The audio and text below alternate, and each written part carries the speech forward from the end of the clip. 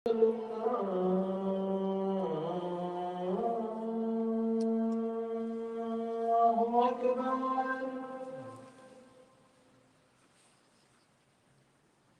أن لا إله إلا الله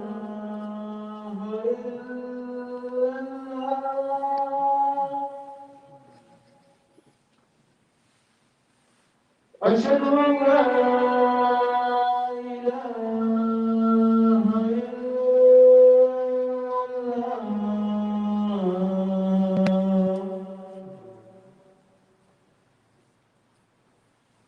أشهد أن محمدًا رسول الله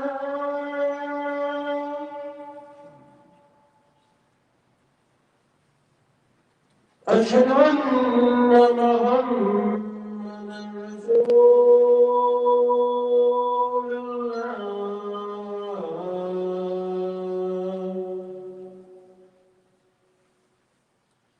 هيا على السلام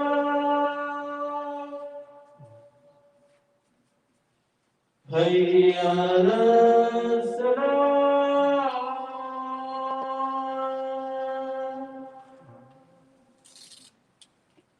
هيا على الفلاح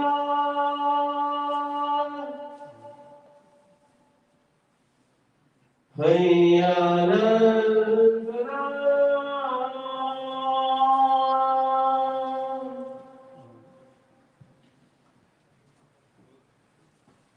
الله أكبر الله أكبر لا إله إلا الله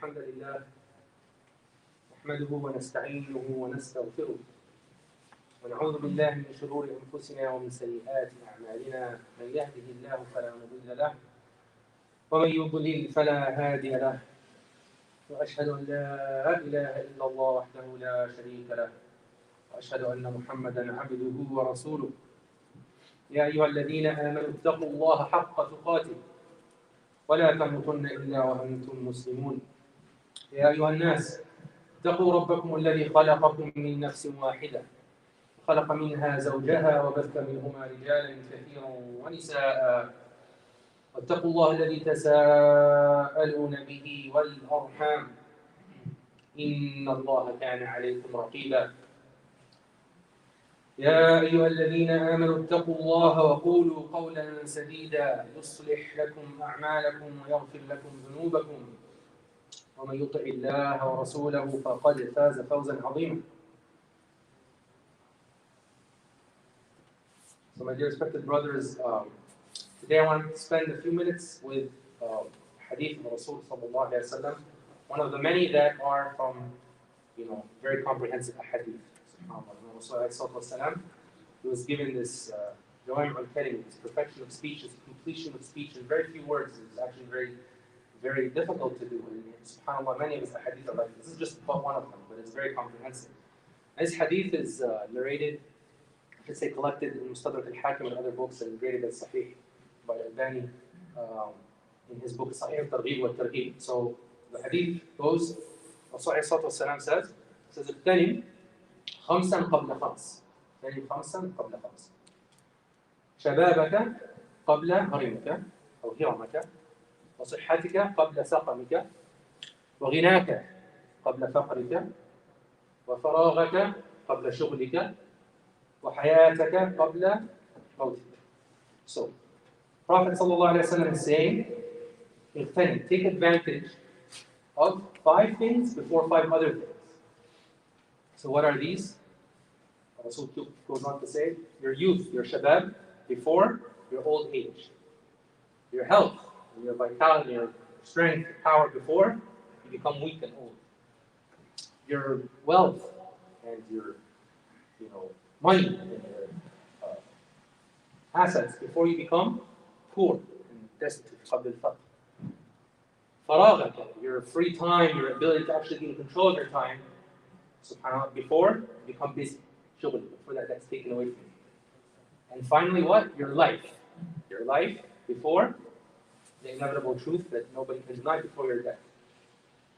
It's a very beautiful hadith and so many meanings in there that we'll briefly go over. And just I want to, as we're going through this, look at how there's this dichotomy, everything before something else, the opposite, and nobody can deny any of these things. Again, this is the beauty of this hadith. So the first thing we want to focus on is the word Rasul used by the beginning of the hadith says ibtani. Actually, in the Arabic language, ibtani comes ghanima. We use the word for sheep, ghanam. You might have heard this. And so actually sheep are very easy, relatively speaking, to kind of herd and move along. So even the beginning, the word itself, it's like something that's very easy for you to capture. It's something that's very easy for us to capture. So immediately it's okay, this is something I can do with less effort. Even the ghanima and the ghanaim after the wars, when Muslims would defeat the fought and all their belongings, that was ghanima. It was there for them for the taking. So we need to think about this. This is all for us for the taking. All these things are for us for the taking. So this first one, taking advantage of shabab, your youth. And before I go into this, this even I'm saying this isn't the concept. So maybe here in the West or whenever we think of the youth, well, maybe your young age up to your teenage, maybe, right? But actually, in Islam, I might talk about we go through phases in life, and shabab here actually they take it. It's up to maybe 40 years. 40 years. And the delete for that is in Ayat Surah Al-Ahqaf. Allah subhanahu wa ta'ala says, حَتَّى إِذَا بَلَغَ أَشُدَّهُ وَبَلَغَ 40 سَنَةً. He will say this dua when he attains full strength and reaches 40 years. So all that age up to 40 years, you're building up your mental acuity, your physical strength, and then you reach that peak around that age. So it's a long period of time. It's could be half your life. So we've all gone through that phase, right? Maybe we're still in it. We need to take advantage of it and teach the people who are in our youth that this is the time to invest, right? We always invest, we want to get a good education and this and that. But think about your ibadat. This is the time to invest in them because later on we can see our parents, grandparents. This will be taken away from them. It'll be so difficult maybe to do that one rak'ah, right? So difficult. SubhanAllah, you see people that are struggling, and I'm sure you've all seen the images, right? It's Hajj that breaks your heart. SubhanAllah, look at what's in their heart. Somebody, he's barely walking, but he's doing the tawaf. Now imagine when you're youthful, you do the tawaf, it's nothing. So take advantage of it. That's why it's a ghanima. It's so easy for us, but we have to be aware of it. So this is something that, like I said, we all are able to take advantage of very simply. And as I mentioned, I think maybe in the previous khutbah, we know the hadith where Rasulullah talks about the 7 categories of people that on the day of judgment, they'll be in Allah's shade, when there is no shade but His. Very beautiful hadith as well. And one of those categories is a youth that came up in the worship of Allah subhanahu wa ta'ala. Okay? So the emphasis on taking advantage of that time. Because also, it's a very dangerous age in the sense that there's so many other things that you can put your capabilities and power into that are haram. Right? It's easier to commit haram in that age than it is when you're an old man, right? So or old woman, So this is very important. Okay. So secondly, taking advantage of more specifically your health, right? So before you become sick, getting sick is inevitable, and obviously you don't need any more stark reminder than what's happening today. But there are different levels of sickness. And similarly to the concept of aging, that when you're very sick, it becomes very difficult to do ibadat, right? So take advantage of the time where you're in health. And subhanAllah, another hadith of Rasul ﷺ that emphasizes this very clearly for us, he says, نِعْمَتَانٌ, 2 blessings, that مَغْبُونٌ فِيهَا كَثِيرٌ مِنَ النَّاسِ. These are 2 blessings that many people they don't even pay attention to them, right? And what did he mention? Number 1, health, صحة, and free time, or faragh, which we'll get to in a bit. And subhanAllah, how true, if I look at myself, we take them for granted, right? Many of us might have gone through a sickness or seen a close family member go through a sickness where they just wish, they say, I wish I could just get out of bed. And alhamdulillah, every day we get out of bed and we move along with our life. It's a blessing that we take for granted. Okay, so صحة and faragh. So yeah, so take advantage of your health before you fall sick. And when we say that, we should, as a minimum, of course, be doing the obligatory deeds, the fara'id on time. But when you're healthy, alhamdulillah, take it as an advantage. Do extra sunnah and things that you won't be able to do when you're sick. Right? So you're kind of building that bank, you're building that account, you're investing. This is the true investment. So, as humans, we take things for granted, right? We just kind of get used to things until it's taken away from us. So Rasul is reminding us here to take advantage of your health before you get sick. Okay. Thirdly, take advantage of what? Your wealth, your assets, your richness, your money, frankly, before poverty. And this one, okay, subhanAllah, we don't know what's in the future, right? This is something Allah has written for us. Some of us will be tested with this, some of us will not. It's still a test, but we won't be tested with poverty. But many of us will be, and maybe have been, and maybe are, right? And we see very stark reminders of people that had just things stable, all of a sudden, it's all gone. We're just blessed that, if we're not affected yet, Allah hasn't written it for us yet. So, again, take advantage of that. If alhamdulillah, Allah has given me some extra wealth now, obviously I need to invest for the future, in the dunya. That's nothing wrong with that, right? And the Rasul would do this in certain years. He would store some food, basic food for free, up to a year, right? So this is nothing, of course. Islam wants us to safeguard ourselves and our families in this dunya. But as we all know, that the spending for dunya is one thing, but spending for the sake of akhirah is the true investment. That's the one you want to take advantage of while you have that extra disposable income. Right? When people say, oh, I'm going to go do this and that, they're looking at the disposable income. Those Muslims, of course, part of that should be, okay, I need to put this for the sake of Allah, because in the end, who is it for? We all know this, right? Who is it for in the end? But even this year, Rasul once asked the Sahaba about this, and maybe you heard this hadith, it's very beautiful. So he asked them, he said, he asked his companions, he was standing with them, and he said, who amongst you loves the money of their inheritors more than himself? Right? When we die, who's going to get our money? Our inheritors, right? So they answered frankly, right? They said, of course, we love our money more. Who's going to say, no, I want all my money to go to my kids? We love our kids, but today it's my money. So they said that. They said, no, of course, Rasulullah, we all love our money more than our inheritors. So, okay, well, if that's the case, then verily, then the money that you spend for the sake of Allah and charity, that is your money. That's what you're going to keep for yourself, right? The money you don't spend, that's your inheritance money, right? It's very obvious. It's just, we all know this, but that's true, right? So, any money I don't spend, yeah, it's mine now, but when I pass away, it's gone. I didn't benefit from it. So, again, this is just reminders. These are things we all know, inshallah. And even when, going back to the fact, to the point about spending for regular things, like spending for food, for clothing, for your family, you all have to do it. Even that, inshallah, you get ajr for if you have an intention. Please, Allah subhanahu wa ta'ala, you're going to get that ajr. Again, we know this from Rasul said that even a man who feeds his wife, gives her a morsel of food, he has ajr for that, as long as he's muhtasib. In his niyyah, I'm doing this also to please Allah subhanahu wa ta'ala. And you have to do it anyway, right? Again, so taking advantage of your wealth before it is taken away. Very important. قولوا قولي هذا واستغفر الله لي ولكم فاستغفروه انه غفور رحيم.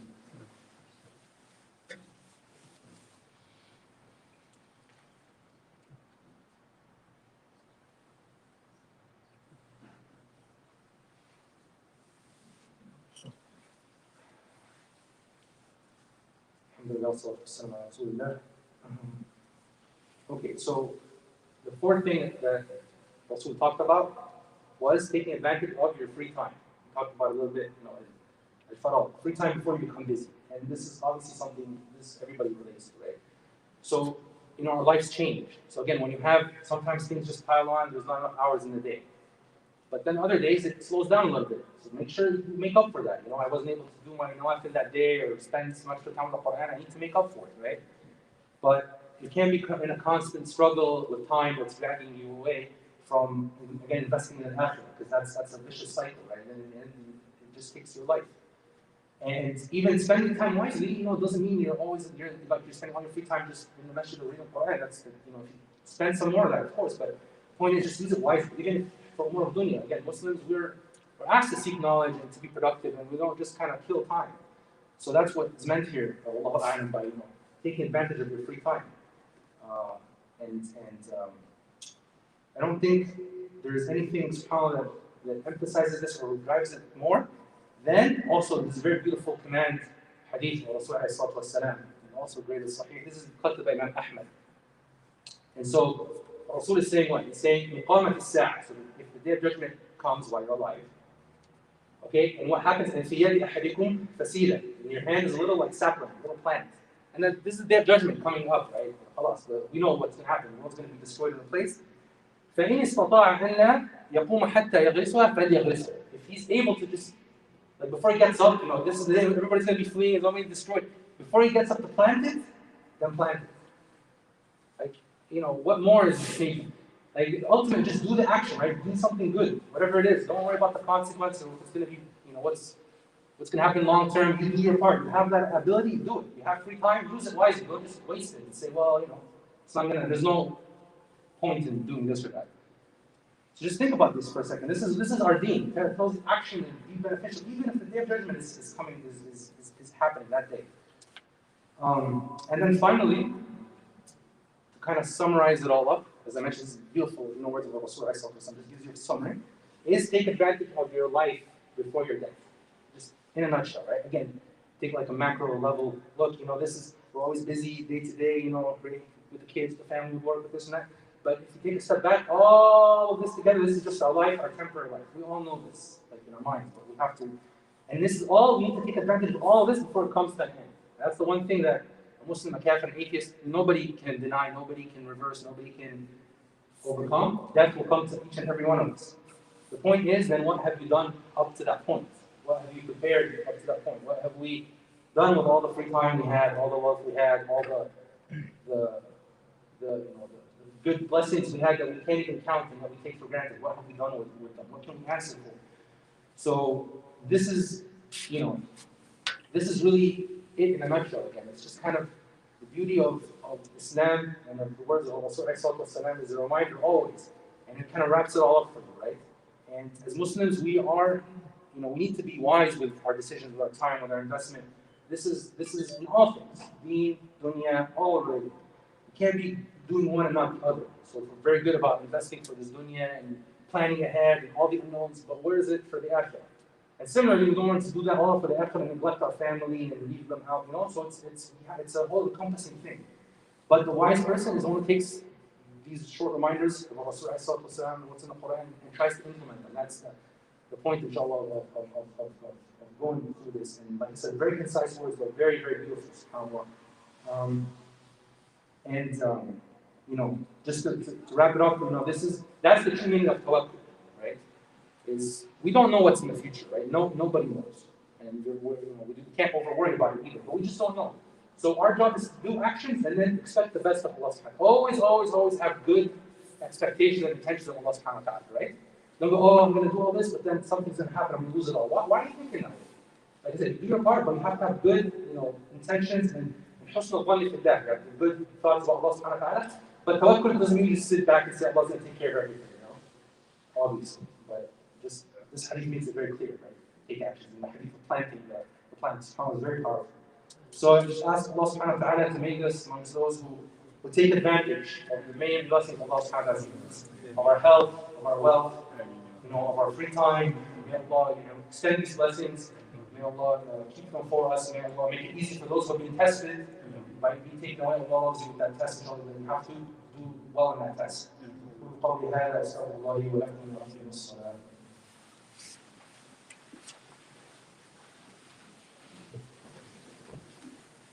الله أكبر الله أكبر أشهد أن لا إله إلا الله أشهد أن محمدا رسول الله يا السلام يا الفلاح قد قامت الصلاة قد قامت الصلاة الله أكبر الله أكبر لا إله إلا الله.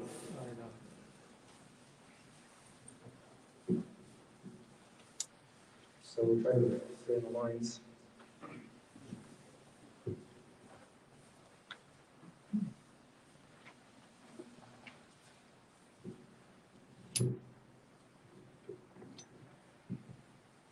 الله أكبر.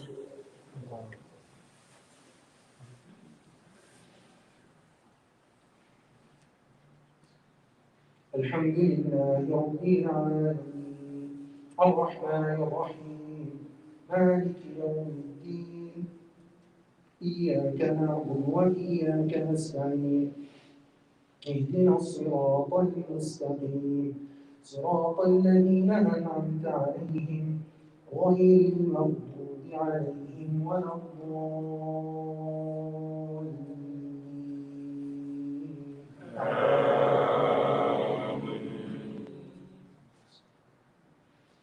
سبح اسم ربك الأعلى الذي خلق فسوى والذي قدر فهدى والذي أخرج المرعى فجعله غثاء أحوى سنقرئك فلا تنسى إلا ما شاء الله إنه يعلم الجهر وما يخفى ونيسرك لليسرى فذكر إن نفعت الذكرى سيذكر من يخشى ويتجنبها الأشقى الذي يصلى النار الكبرى ثم لا يموت فيها ولا يحيا قد أفلح من تزكى وذكر اسم ربه فصلى بل تؤثرون الحياة الدنيا والآخرة خير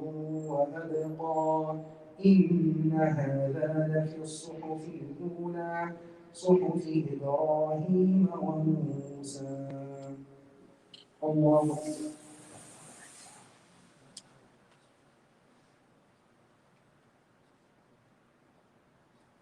سمع الله لمن حمده. الله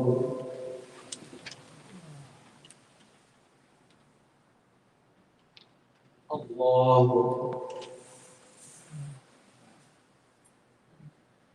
الله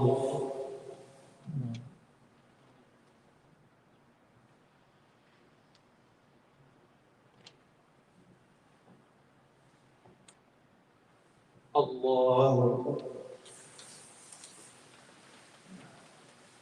الحمد لله رب العالمين الرحمن الرحيم مالك يوم الدين إياك نعبد وإياك نستعين اهدنا الصراط المستقيم صراط الذين أنعمت عليهم غير المغضوب عليهم ولا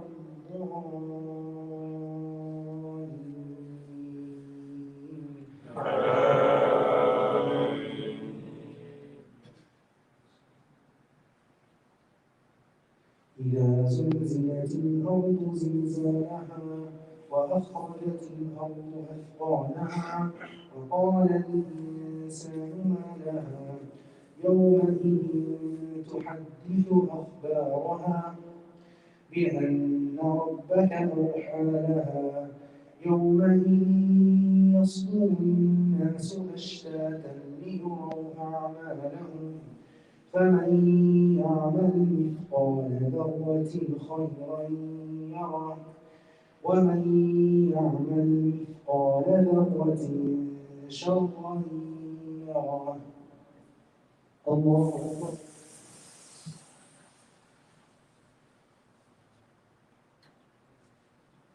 سمع الله لمن حمده. الله أكبر.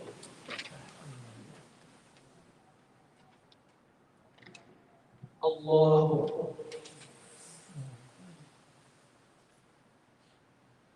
الله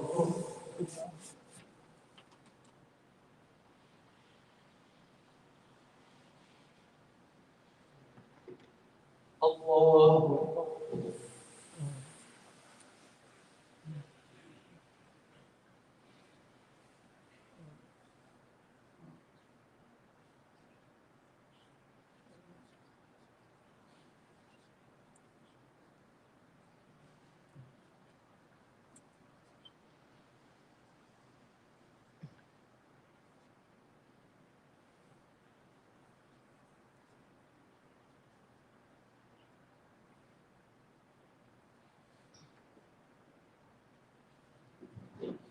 السلام عليكم ورحمة الله. السلام عليكم ورحمة الله.